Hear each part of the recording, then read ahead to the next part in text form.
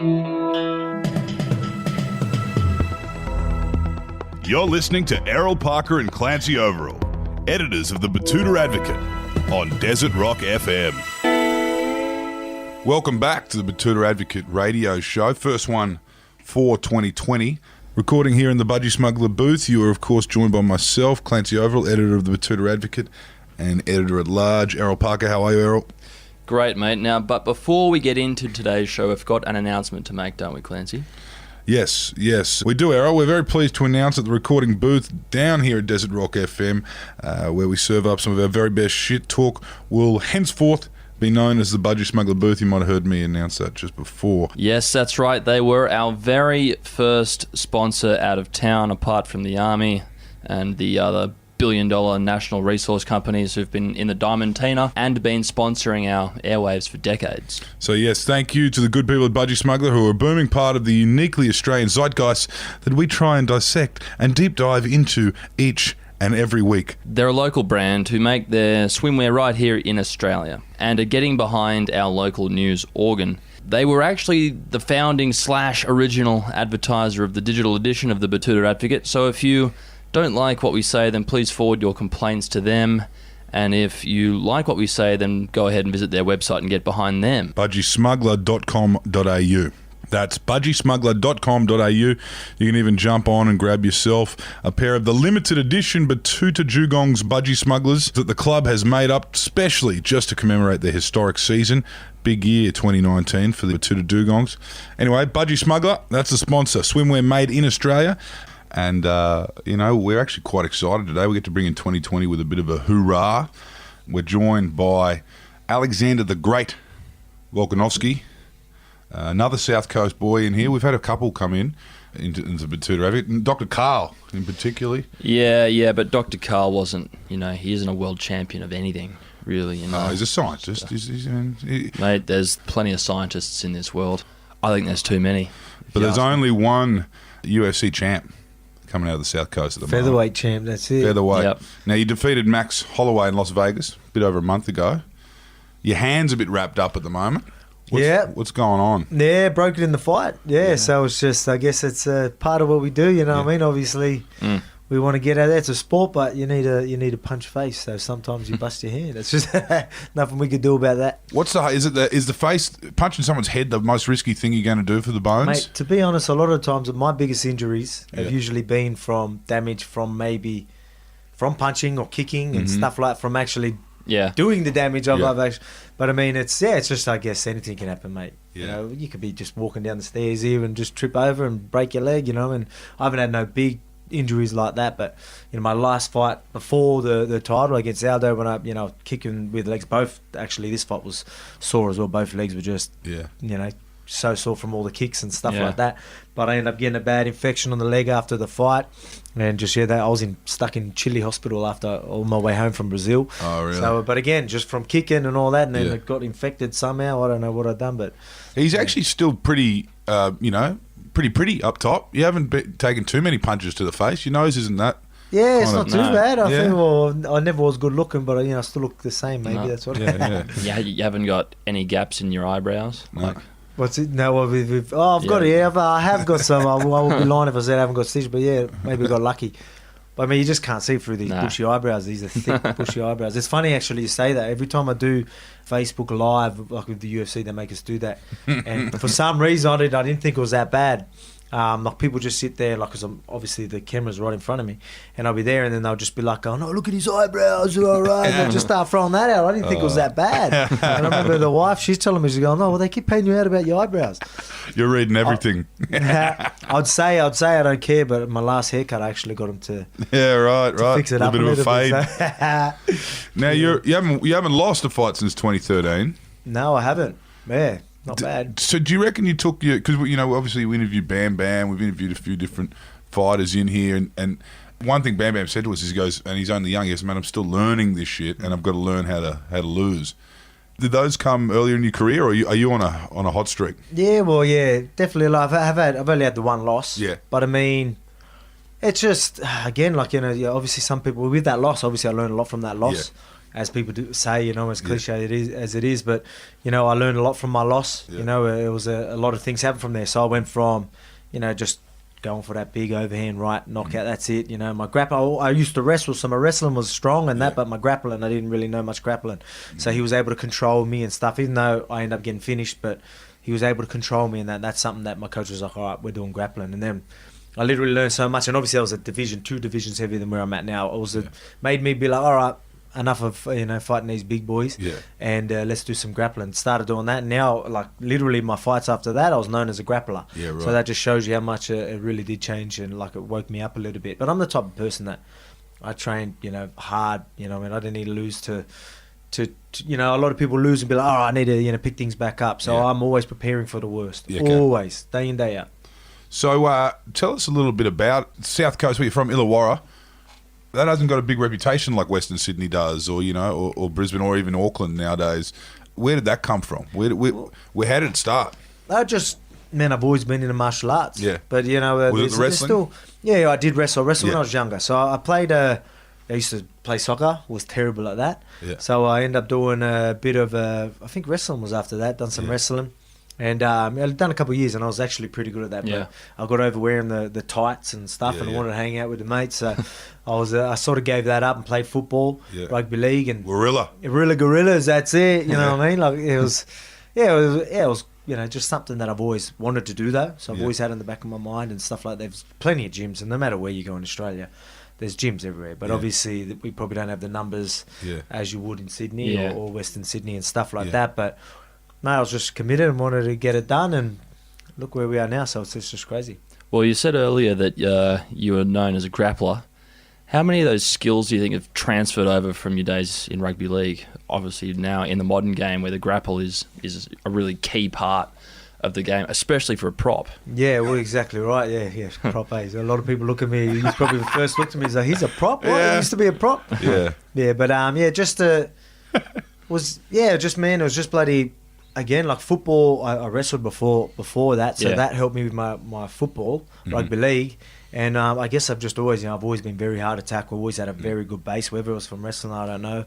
And just, I guess, just having that mongrel as well, you know what I mean, having that ticker, you know. So I've always been the type of person that even when I play football, and if we're on our 10-metre line and we need to get out, I was like, give me the ball, you know what I mean? I'll do 2-3 head-ups in one set. Like I used to actually do that a fair bit because I just, that's just, I guess, the type of person I always was. So a lot of that sort of stuff really did come into my MMA. I do believe that. So obviously toughness and all that sort of stuff, and ticker and drive and all that sort of stuff. Obviously you got to be powerful in that as well, quick on the feet, and just you know, there's so much that definitely come into MMA. That's why you see a lot of like, you know, rugby league players or that, you know, AFL players, whatever it is. You get a lot of them that turn into, you know, boxers or whatever it is. So they're all athletic, you know what I mean? So yeah, that definitely helped bring me where I was. Let me get this right. You were playing front row for the Warilla Gorillas at 97 kilos and 168 centimetres. So you were what they would call a nugget in that particular game.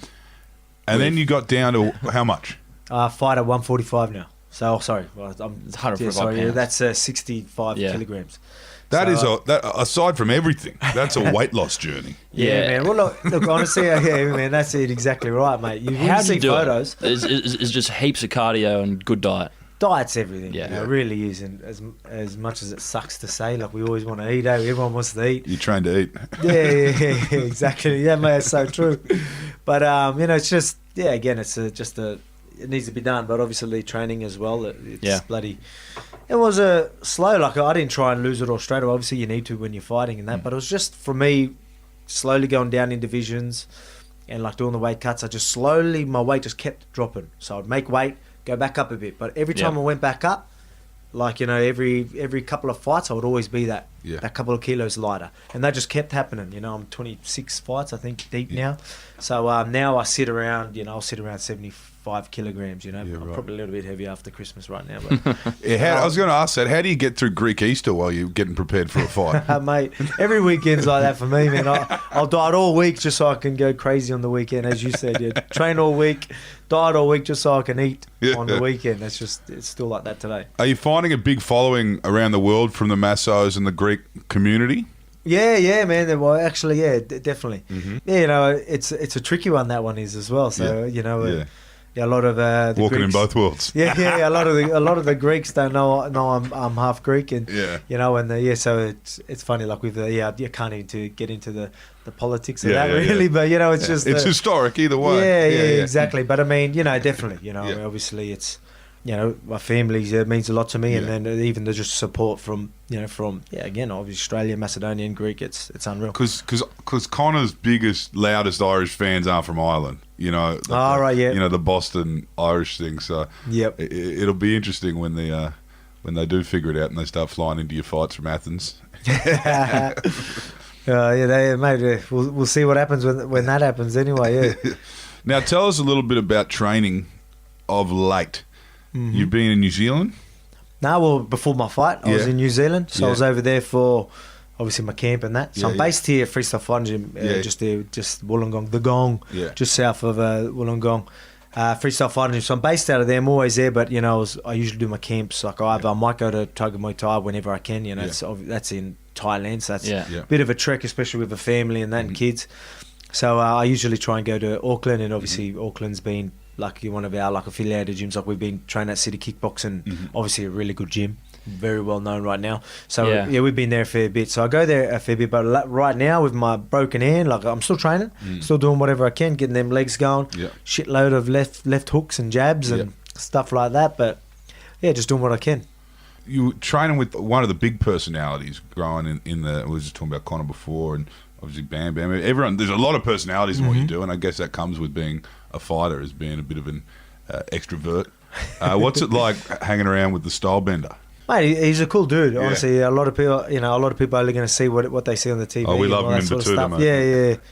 You know, he's a great guy. Very, you know, especially that gym, City Kickboxing, like being there. Like, again, we're a part of the team now. We're part of the family, but it is honestly a family feel over there. So he's been nothing but supportive for me, like even before the title and that, like things that they've done, you know, just to help me, you know, even whether it's like trying to, you know, amp up the title fight for me to get the title fight, they're going out of their way, and he was even going out of his way to, you know, put it out there that I deserve the next shot, and, you know, just little things like that. And just, even coming to my fights, he was there sidelines, and he was even, you know, got a bit emotional after the fight as well, got a bit teary with one of my sponsors and friends. So it just shows you, like, it's, you know, a lot of people, we train, you know, a lot of blood, sweat and tears go in the gym, and it means a lot. But again, a lot of people won't see that side of it. You know, they're just going to see. But honestly, it's weird. A lot of people, it's not an act either. So he'll just say he's always been a confident type of person.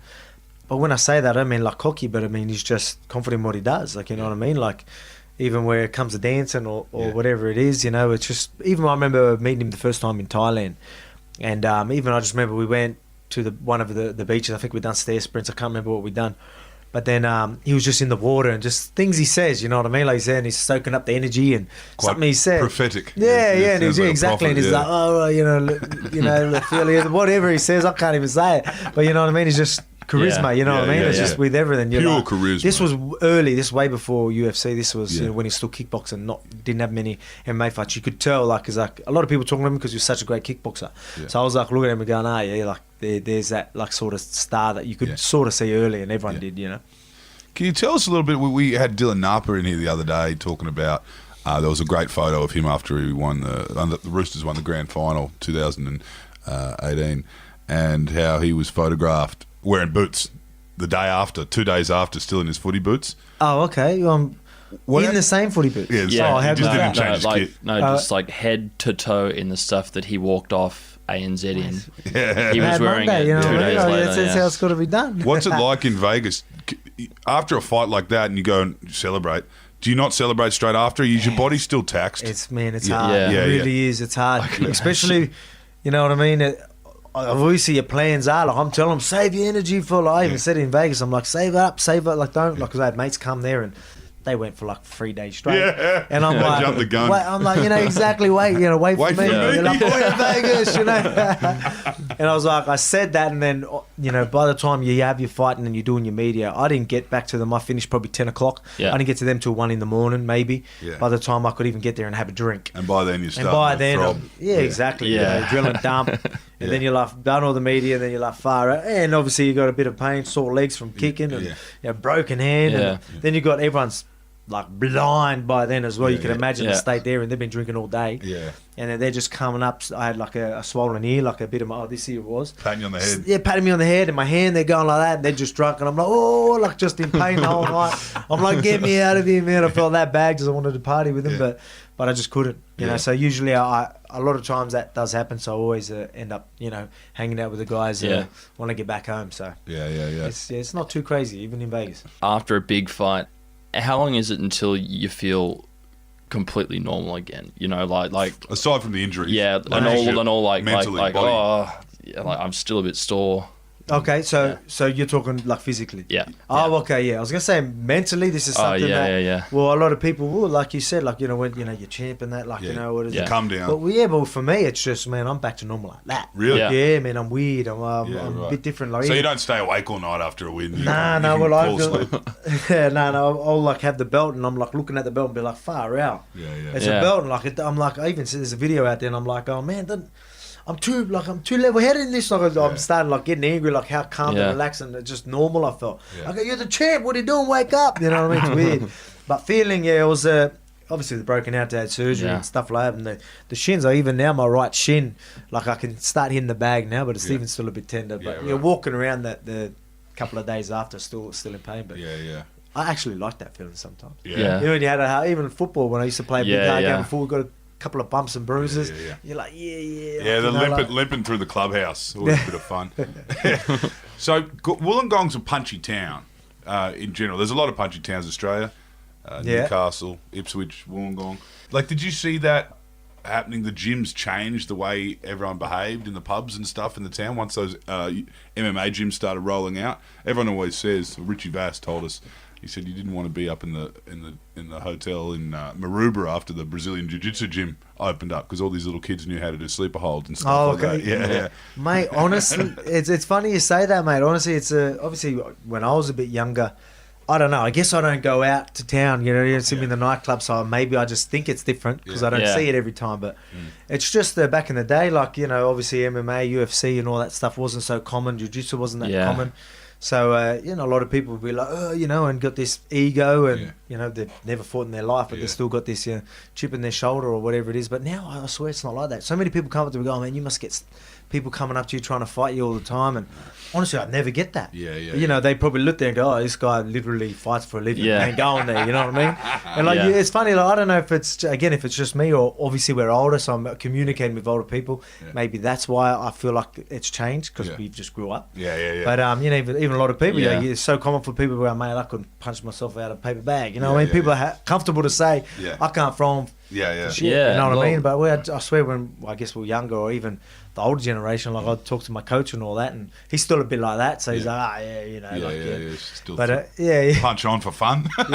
Which is just like, oh, it makes you look like a girl. It's better to get paid to do it. Exactly right. But I don't know. But is it different? Do you notice that, or is it? I think what you're saying is it's a little bit different. People have training now. People have training now, so it's hard to know. So true, but like when we spoke to Bam Bam, it's like, how did you get into this? You know, how do you get from being out west in Sydney to being, you know, top of the pyramid in Vegas, going for the world champ? And he goes, mate, I was just really good at flogging cunts. Really good. I do that. Really good. Coming. Yeah. Really. Well, look, man. That's how I got into it. But that's where he's from too. Like, that's a punchy town, Mount Druitt. But it's also now that you're right. It's like people have training now, so it's almost like people second guess and people think about it, man, because it's like if someone knows how to throw them through an MMA gym, it's like they're out with a gun. So you just got to be careful. Yeah, exactly. Well, man, look, I got a couple of guys that work at Azure. My coach owns a security business. So you look at some of these guys that train there, like they work for him. I guarantee you there would have been people starting on them, like, you know what I mean? Like, they look very young, still look very young, and they literally, like you said, putting them to sleep and stuff. It's so easy for them. They're like, hey, calm down. Next minute they're snoring, you know what I mean? Like, it's just, maybe I'll probably get my coach in trouble for that. But, you know, it's just these, again, like, man, I remember when I first went to a gym, there was a guy, I actually still go there now, Blake Stage. He goes there and he was always really good at jiu-jitsu, and, you know, he was a lot younger than me. And I've always been really strong, but I mean, even the technique that he had was still made it very hard for me. Like he's even got me in submission. I was like, what? Like, even though I was still strong, I had that wrestling base, but it just shows you, man. Like you got to be careful who you mess with nowadays, man. Like it's a blowout. But again, whether that changes, obviously, you're still going to get people that don't care about that. But I mean, on top of all the base you had, Greco-Roman, wrestling, rugby league, soccer, you said, all the different things you've done. Do you reckon growing up with an old man who was a concreter helped you? Mate, Does that keep you fit? Because you're still out there laying slabs when you're home, aren't you? Yeah, that's mate, no more concrete for me, that's for sure. But I was gonna say, with that, again, like it's a hard job, right? Yeah. So you got to be pretty physical getting into that and all that sort of stuff. So was that what you were doing before? I was doing that before fighting, and then even when I was fighting, obviously in MMA, it's not smokers, very it's not very financial forgiving. You know what I mean? Like even when you're in the UFC, people think whoa, it ain't like that. It ain't. But you know what I mean. So you're conquering. You get a lot of UFC fighters that still work. So it's just. But that's just how it is. Until you get to the top, when you now got the belt, things are going to start changing. So that's good. You know what I mean? Now I can finally give back to the family. So that's cool. But So tell us between fights, before anything's been announced or anything, like you're waiting on fights, just when you're kind of in that lull, what are you doing with yourself? It's not really a holiday. It's still you maintain or... I train all year round. You train like you got a fight coming up all the time? Yeah, I do. So I train I wouldn't say like I've got a fight coming up, but I will always want to be at I'm always working strength. Mm-hmm. Even now, obviously, there's only certain things I can do. But, after my fights, I'm just working strength and things that I can get stronger and whatever. And then you still work and you can evolve. That's the time to evolve. Because when it's fight time, or when you're getting ready for that fight, you're getting fit enough for that fight, a lot of energy and a lot of focus goes into getting ready for that specific fight. So when you're not fighting, best time to evolve, learn new skills. If you don't do much jiu-jitsu, go smash jiu-jitsu if you're a stand-up fighter, say. You know what I mean? Vice versa. If you're a ground guy, just go work some striking. And then strength. Surely, you're not explosive enough. Go work on explosiveness. So that's what we really get into. And I like to, I've just always been like that. I just train. I'll fight. If I'm not too banged up, I'll be there on the Monday. I really will, you know what I mean? So I just think that really does help. And then once it's fight time, I got a good base to go into camp, and then I can really come get fight fit. But not everyone's like that. Yeah. You get a lot of UFC fighters that... I was actually talking about this just yesterday with my coach, that you get a lot of UFC fighters at the height, at the pinnacle of the sport, that they'll fight, and then as soon as they fight, they just do nothing till next camp. Nothing. Just go and drink and just do whatever. And but I just think, man, and then they go and get straight into it. I was like, I just think you can evolve so much. But, I guess everyone likes to eat and likes to party, so what do you do? What's Thailand like? How early on in your fighting career were you when you first went to Thailand, and what did you kind of see there? 2014. I'm trying to think how old I would have been then. So, 26 years old or something. Cheers. Yeah, I went there because I went for tryouts. It was Tiger Muay Thai tryouts. So that was actually crazy, man. That you should see some videos of that. If you can go 2014 Tiger Muay Thai tryouts. It's like, mate, you should have seen it. It was tough. But mate, we had the Muay Thai coaches do a session for us. It was a Muay Thai session, and they bashed us. And when I say bashed, it wasn't just slap us around with they were knees to the body. Guys got stitches on their chin. Guys busted ribs. Guys getting put the windows didn't break. The mirrors didn't break. I don't know how. Getting kneed into I just don't know. It was crazy. You watch that, people what's going on? Why? Why they're literally bashing these guys? It was just purely to see how we'd take it. You know what I mean? It was weird. They're paying good money to go and get bashed. Yeah, well, I think it was more because a lot of them were MMA fighters. The Muay Thai stand-up, I guess they probably, this was the first time, this was early when the MMA started rolling into Tiger Muay Thai, so they were like, let's see what these guys are made of. So they didn't really do that to the Muay Thai fighters. But they done it to the MMA fighters. And some of them, if you cowered that little bit, that's it. They're going on. And I mean, this, you watch some guys. That's a red flag for them. I mean, red rag. Guys, man, they're dropping to the floor, hands and knees, and they're literally out, like crying. Who can't even breathe? they're showing stitches of guys getting like the footage is actually out there. It's actually full on. So that was a. And what it do you ain't sleep- always what- like that. Just so you know if you Where want have to they go. got you staying? Are you staying in bunk beds or what's the... No, you could stay like sort of, that was on Villas you and to stay wherever you wanted. But Yeah. mate, you could just rock up Yeah. there and find spots. Spots everywhere. It's obviously really cheap. Yeah. Yeah, no, so a great experience. It was good for fighters. Obviously, it's a cheap living. Yeah. You get a lot of guys that go there and they'll just fight and live there. Yeah, You know what I yeah. mean? But yeah, it's a different sort of world, that's for sure. But it was a good experience. Like obviously, if you want to Yeah. learn, especially talking about Muay Thai, obviously it's a Muay Thai gym, Yeah. and it's in Thailand, so people just think it's Muay Thai. But the wrestling, they got the Hickman brothers over there, so Yeah, they're right. my wrestling coaches. So they're just very, very, very good. The MMA, they got good kickboxing there. Then they got Muay Thai, Yeah, Jiu-Jitsu, really good. So it's unreal. Now, the premise of the UFC, I guess, early days was let's see what all these different disciplines, like who's the best, I guess. Mm-hmm. And what would you say? I mean, you come from... Is it a rare kind of base you have in Greco-Roman wrestling, or a lot of blokes come No, through? that's very common. Very common. That they usually say that's probably the best base to have. Yeah, right. Going into Yeah. MMA, obviously, mate, wrestling. Like I'm glad I sort of only done a little bit, and I didn't do it like as professionally as like I said, I got my wrestling coaches, and they tell me At I the see Olympics or something. Yeah. Oh mate, you should see that, mate. Like I reckon wrestling's probably one of the hardest sports in the world. Yeah, right. I honestly believe that. Yeah. I honestly do believe that. Some like the scrambles you got to get, the situations you're put in Yeah. wrestling, and you need to be prepared for that. Yeah. It's just day in day out, just grinding. You know Yeah. what I mean? And it's just a blowout. So it's just that'll honestly It think. looks exhausting. So yeah, not only is it a good base to have because you've got the control, you can take people down, you can work control, but then you've got your cardio, you've got the drive, you're strong, your core, like everything. There's so much that comes out of just doing that your whole life. yeah. So MMA is not easy at Yeah. all either. So you go in there, they do the weight cuts, they do it also. You get what I mean? So there's a lot. You're sort of mentally and physically prepared for what MMA is going to throw at you. Yeah. What about striking? Is that the That's Muay Thai? Yeah. Muay Thai is another really good base to have. Yeah, I've heard coaches like Eugene, so the one at City Kickboxing, Israel's coach, he says that stand-up's probably the best base to have because every fight starts on its feet, which is a good Yeah. point, So you need to at least get them down. So Yeah. you're in danger till you get them down, especially Yeah. if you're one of the best strikers in the world. Yeah. So, that makes sense. Yeah. Definitely makes sense. But again, all bases are going to be pretty good to have, but I think wrestling and striking is always going to be a pretty solid base. Yeah. Jiu-Jitsu is really good. Yeah. Jiu-Jitsu is very, very good, and you need Jiu-Jitsu. But I just think to start off, I think the wrestling and the striking is probably Yeah. your best. So it's been a very long road to get where you are now. Are you looking out to the future? Like, Am I still looking ahead? type of- Well, yeah. Like now that you've reached the highest peak, Mhm.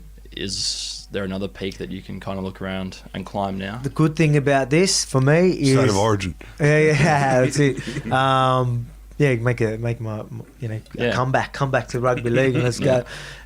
Just the good thing about me is I look at it like I want to be successful in that. I've got a family. I pride myself on being a family man, and all. That's me. So my drive doesn't end until I can comfortably look after my family for the rest of my life. Yeah. Yeah. And we're nowhere near that. So Did- my did- drive's always going to be there. Did you ever married up before the fighting, or was that already happening when you guys met? No, oh yeah. Yeah. No. We were together before MMA started. Okay. Yeah. So yeah. that's also been a big journey. For Yeah, your wife man. who's sitting here to see you kind of now decide to 100%. fight other humans for a crust. Yeah, man. But yeah, man, definitely. Yeah. So it was crazy. She was Yeah. there maybe when I was in wrestling, but rugby league and Yeah. and then just to see everything, she's seen everything like come into Watching place. you get more and more, well, you gotta- contact Yeah. from soccer. Well, you got to. Well, another thing is you got to be pretty supportive as well. Yeah, Again, yeah, this ain't financially forgiving. Yeah. And like we even had, I was like I went full time, before I was in the UFC. Yeah. And we were struggling. Then we had our firstborn. Yeah, right. And it starts getting tough. Yeah. Like it really does. You know what I mean? Like you're like, but luckily she was supportive because Yeah. there's a lot of people telling her and myself, like, oh, when are you going to give this up? Yeah. Not that they want to knock you down. Yeah. But it's just they're just thinking they're looking after you. Yeah, they don't sure. know this sport really, so they're just Yeah. thinking, what are you wasting your time here? Yeah. Little they know I'm going to be UFC champion in a few years. you know what I mean? for sure. Yeah. They should have believed. But I guess that also comes from a place where they're looking at Australian boxers who tend to fight until they're 56. So Right. that that's probably another thought. But it's different now, and it's different. And UFC's provided Australian fighters with much bigger opportunities than you could ever get in. Well, that's the in thing. the Horton Pavilion. The opportunity with opportunities. That's a good point. So that's what it is. Obviously, with everything nowadays, especially with obviously how the world works and social media and all that sort of stuff, building your brand's a big thing. You know what I mean? So you've been in the UFC, you got to build your brand, and people know you, and then the opportunities are endless. You get what I mean? So one of the highest paid people in the UFC would probably be Joe Rogan. You know what I mean? Oh yeah. I don't even know if he's had a fight. No, he hasn't. But mate, he would be, wouldn't he? He's bloody. Yeah, he's good at what he does, but he does actually. Have you seen him like kick the bag and that? Yeah, he's got a wicked spinning heel kick. I'll give you that. Give him that, eh? But maybe 20 years ago he'd be a real handful. Yeah, exactly. Yeah. No. On the stand-up circuit. Yeah, but it's just, mate.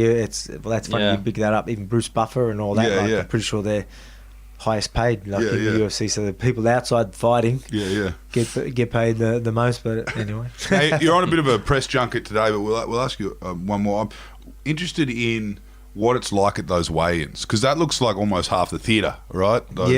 All those, you've got everyone looking at each other, and sometimes you'll even have old mate, what's his name, Dana, standing in the middle of these fighters. What's that like? What's the room like there? Or is that for you, as you kind of pointed out, you're just one of those in and out kind of guys? I'm just man. I'm just different. Obviously I've got to look the part, right? So a lot of times I'm on there and I'd be like, oh yeah, putting on a you've got to be like, oh yeah, do that. Oh yeah, wave to the crowd. Like, oh yeah, don't forget to do this. Or don't have good posture. Whatever it is. You know what I mean? Like whatever it is. But I've got a little trick. If you ever have to do a face off, look at the nose, right here on the nose, just above the bridge of your nose. Would you call that bridge? Right here.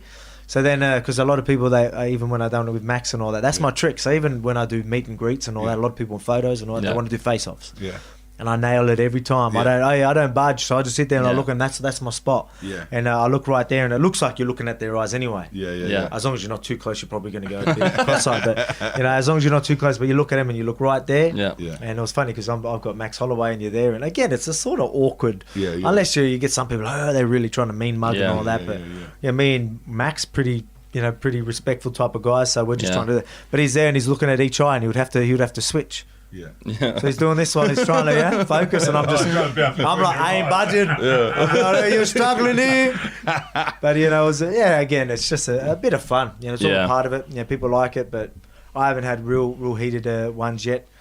But again, some people literally think that they'll look at you and they'll think, oh, he's scared. Yeah, I got him. I've got the chink in his armour. Mate, I guarantee you people have thought that before we fought. I punched the head through the canvas the same. So. Yeah, plenty of them came since 2013. Now, rematch, Holloway, Wynn Stadium. How's that Wynn sound? Stadium. A pay-per-view event at Wynn Stadium, that might be hard to organise, but mate, I reckon, there's potential for a fight like there one time. I really do believe that, but that'd be cool. Or even just Sydney, obviously get a main event here in Sydney, that'd be unreal. Big stadium, but... I do like the sound of the Thriller in Illawarra. Mate, I reckon it's going to happen eventually. Yeah. Battle of the Gong. Eventually we'll get something there. And then we could get, Trent Barrett in there with a plumber, just as a curtain raiser. Well, isn't Matt Cooper and Paul Gallen talking about that? Last few years, so hopefully that's where it happens. Well, thanks for joining us today, Alexander the Great. We personally in Batuta like the Volcano. Has that ever been thrown around? Man, I've got that many nicknames. That's been one of them. VW, I've got them all. But Alexander the Great right now, Volkanovski, thank you for joining us, and all the best, mate, with the rest of your career. Thanks for having me. Sounds exciting. Yeah, thanks for having me. He's on the up. Coming all the way out. Thanks, mate. Cheers.